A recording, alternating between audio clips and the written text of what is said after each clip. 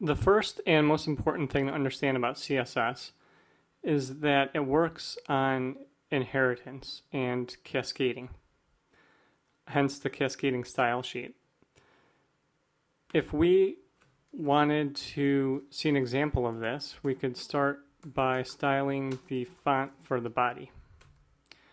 The body element, as you know, is what contains all of the elements for our HTML page. So anything that we apply to the body element will automatically be inherited by all of the elements within it. So if we change the font family to Arial and we set the size to 12 pixels, we should see some changes take effect within our web page. So although styles are inherited, the browser also has some preset style properties and values for certain elements, such as the H1 and the H2. As you can see here, they have not picked up the font size of 12. So those specific elements you need to target directly. But as for the rest of the page, they are pulling in the style that we set.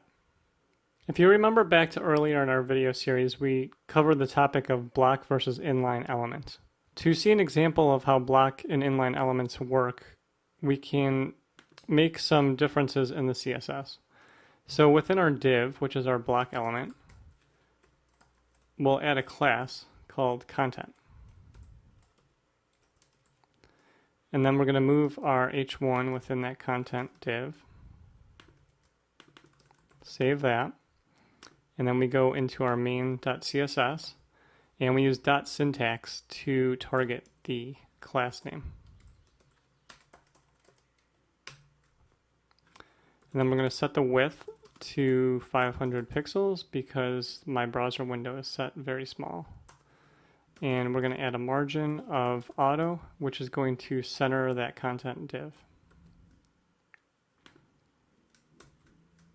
So as you can see, all of the elements within that block element are now inheriting the width of the block element, which is the div.